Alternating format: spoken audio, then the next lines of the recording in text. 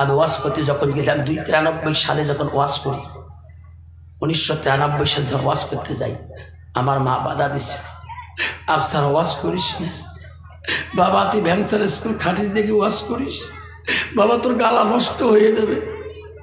আমি বলছি মা দোয়া করিস রে মা, জীবনে গালা নষ্ট হবে না রে মা।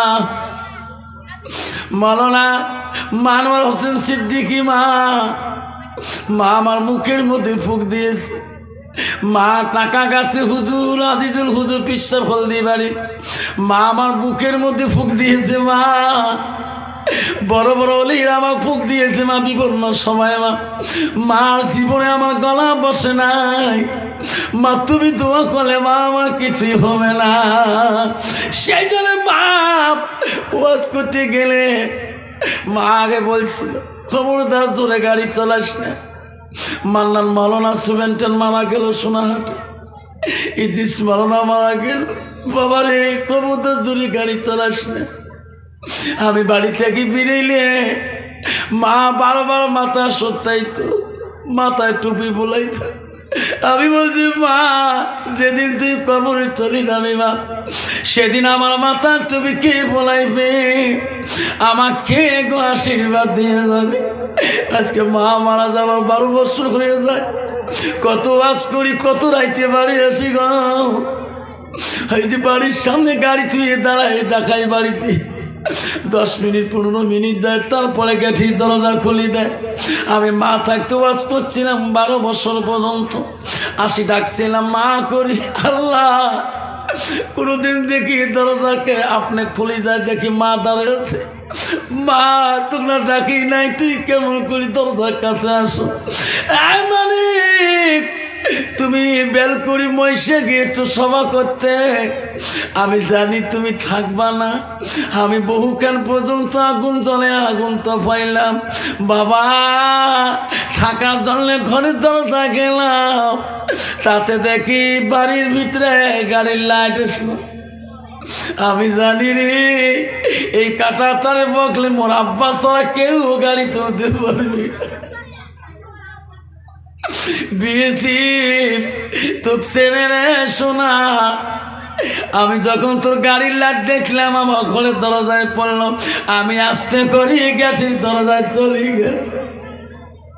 আমি বলছি মা তুমি যদি চলে যাবে মা, আমার গাড়ির দরজায় কে দাঁড়িয়ে দাঁড়িয়ে থাকবে।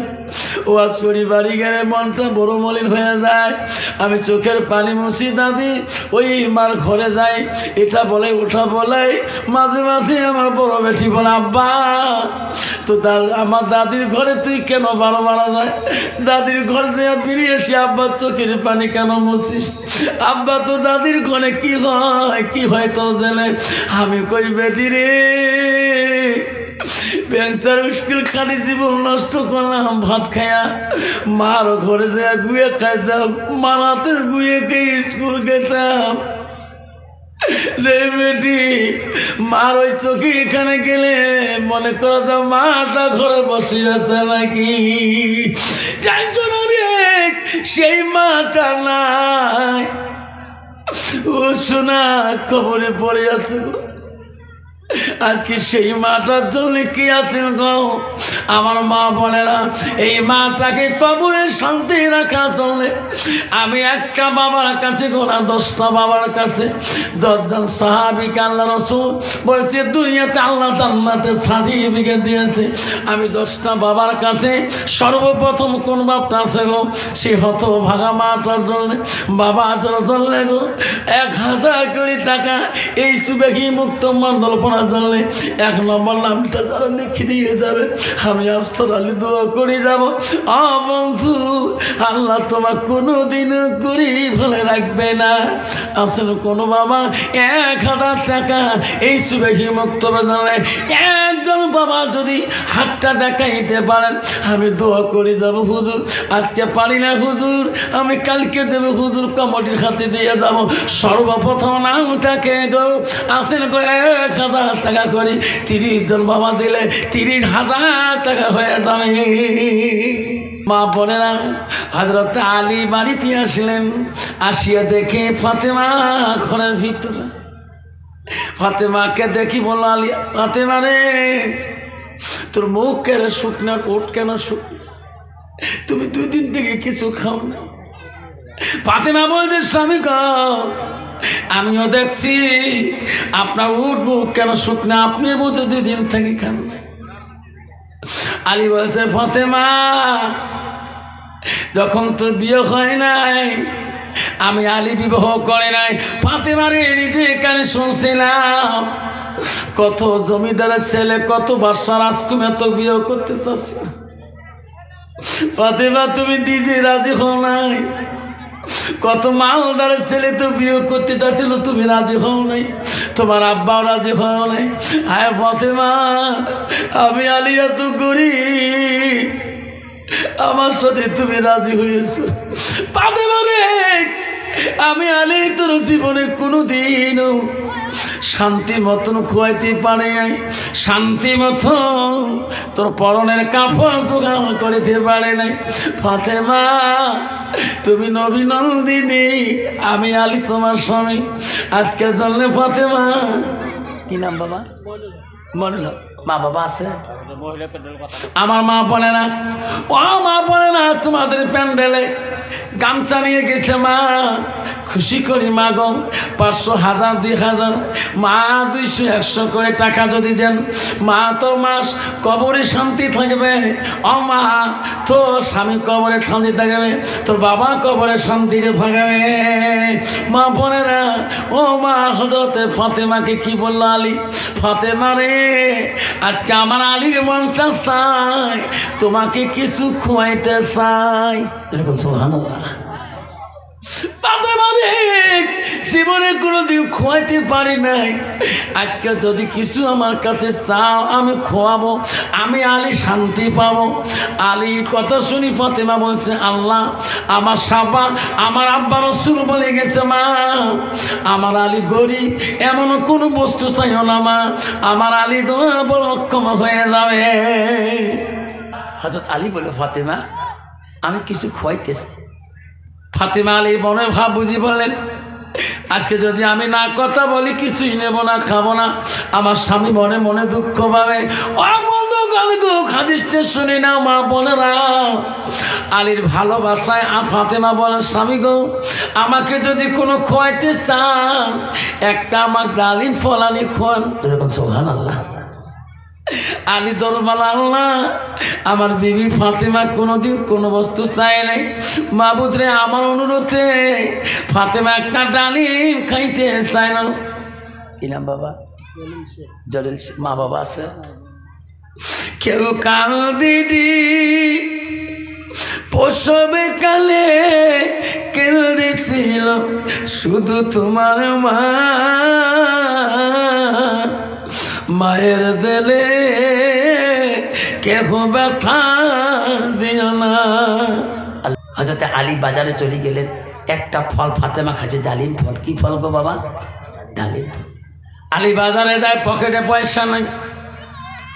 আলী বলে, মাবুদ রে, নবীর বেটিকে আমি চুরি করি বললাম, কিন্তু ডালিম চাইলেও খাইতে আমার আলীর কাছে পয়সা নেই।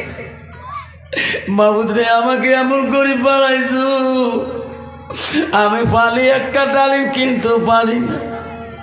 আলী মদিনায় যায়, দোকানের কাছে যাবে, কি দিয়ে ডালিম কিনবো? আলী রে, বিবির ভালোবাসায় আলী কিছু মদিনা কাম কাজ করলেন, কুলিগিরি করলেন। বন্ধু, কিছু পয়সা আলী পেলেন, পয়সা নিয়ে ডালিমের দোকানের কাছে গেলেন। দোকানি রে, আমার এই পয়সা নাও, আমাকে একটা ডালিম দাও। আলী ডালিম হাতে নিয়ে খুশি হলেন, আল্লাহ, নবীর বেটি যা চাইছে খোয়াইতে পারলাম। মনোরা বিবি নামে একটা মা একটা কোরআন দিয়েছে, আলী হাতে ডালিম নিয়ে খুশি। আল্লাহ বলছে, আজ যা যা, তাড়াতাড়ি যারে জিবরাইল। আলী ডালিম নিয়ে বড় খুশি। জিবরাইল রে, তুমি এমন রূপে যাবা, এমন সুরতে যাবা, আলী যাতে চিনতে পারে না তোর নাম জিবরাইল। সুবহানাল্লাহ। আমার মা বলেন আম্মারা ও সোনার স্থান মা বলে না হযরত আলী চিনতে পারে নাই হযরত জিবরাইলকে মানুষ রূপ নিয়ে আসি জিবরাইল দাঁড়াইলেন আসসালামু আলাইকুম আলী করে বললেন আলী রে আলী কোথায় যাও বাড়ি যাও হ্যাঁ আলী তুমি তো নবীর জামতা আলী রে তুমি হাসান হোসেন আব্বা জান আলী আমাকে কিছু দান করবা আমি দোয়া করে দেব রে আল্লাহ তো কোনোদিনও গরিব বানাবে না অভাব রাখবে না আলী বলে আমার দান করার মতন কোনো বস্তু আমার কাছে নাই হয় জিবরাইল পরিচয় দেয় না মানুষ রুষে বলে আলী মিথ্যা বলিস না তুমি নবীর জামতা রে যা আছে তুমি দাও আমি দোয়া করে দেব আলী বলো ফকির আমার কাছে একটা ডালিম একটা ফল আমার বিবির জন্য নিয়ে গেতেছি আমার বিবি বড় আশা ফল খাওয়াবো এখন ফলটা তোমার হাতে দেব না আমার বিবিকে খাওয়াবো আয় আলী দোয়া করি রে যা আছে তোর কাছে তাই দিবা দোয়া করবো আলী আল্লাহ জীবনে কোনোদিন অভাব অনাটন লাগবে না থাকবে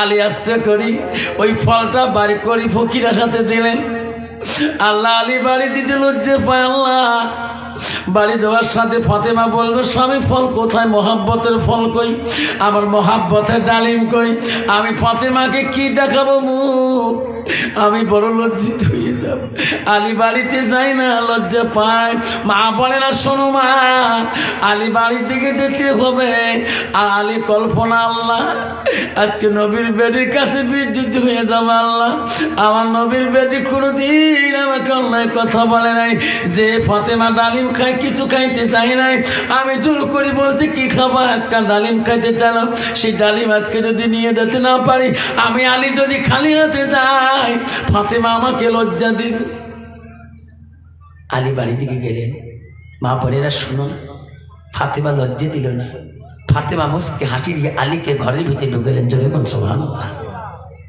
মা বলে না আলী বলে আল্লাহ কখন মা বলে ফাতেমা রান্না করলেন রান্না খোয়া দাওয়া আলী ভাই হয়ে গেলেন আলীকে আল্লাহ কখন বা বলে এখন বার বলে আবার তোমাকে যদি বিবি বলে স্বামী গো হালা করে দান করলে হ্যাঁ মোর খাতে একটা ঠান্ডার ব্লাউজ নিয়ে আসে পশমি ব্লাউজ কয় বিবি 1 নম্বর খরচ আজকে তোরে করি বিবি বড় খুশি বাজার টেনশন করছিস বিবি মনে মনে তাদের ব্লাউজ নিচত আছে ঠিক না ঠিক তোমার খাবার দিছে হাত দিছে সব দিছে স্বামী আপনি খান আমি খরচগুলো আনলোড করি সব বাড়ি করে যদি ব্লাউজ না পায় বাকি ভাতের শাড়ি পালাও ঠিক না ঠিক রাতে ফাতেমা কিছুই বললো না আলীকে ঘুমিয়ে পড়লো দুইজনে গল্প করে কেনে ডাকা আলীর নাম ধরে আলী ঘুমাইছো নাকি কে আলী রে দরজা খুলে দাও আয় আলী তোর বস্তু নিয়ে যাও কোনবা মানুষ আমাকে টুপলা দিল আমি চিনি না আলী দরজা খুলি দেখলো ও সালমান ভাই কি এই টুপলার মধ্যে কি আছে আমি জানি না তোর বাড়ি দিতে বললো আমি দিয়া গেলাম অগ্রতে আলী টুপলা নিল ব্যাগটা নিয়ে ঘরের ভিতরে ঢুকাইলো ফাতেমা বিছনার থেকে বলে রে কি রে টুপলার মধ্যে আলী দরজা খুলিয়ে ওই টুপলা খুলিয়া আস্তে আস্তে দেখে একটা না 10টা ডালিম ভিতরে 10টা এক এক করে 10টা ডালিম আলাদা করলেন ফাতেমা বলো স্বামী গাও ওখানে কি গনে ফাতেমা ডালিম কয়টা 10টা কেন 10টা আমি চাচ্ছিলাম তোমার কাছে একটা ফাতেমা কয়টা যাচ্ছে গো কয়টা যাচ্ছে একটা স্বামী গো আমার ডালিম তো 10টা না আর স্বামী এই ডালিম আমার না আমার হইতে পারে না এই ডালিম আমি ফাতেমা খাবো না আমার মতন বিবি যদি 100 টাকা চোর করি পকেট মারি আনেন বিবির কি আরো সুযোগ আছে 2000 আছে মারেন নাই কে ঠিক না ঠিক ফাতেমা বলছে না গো স্বামী আমার ডালিম হলে একটা হতে হবে 10টা না আল্লাহ বললো জিবরাইল রে ফাতেমা আলীর এত মোহাব্বত আলীকে এখনো বুঝাইতে পারে না যে বান্দা ফাতেমার কানে কানে বলো আলী বলে দুঃখ দিস না রে ফাতেমা তোর আলী তোর মহাব্বতে একটা ডালিম দান করছে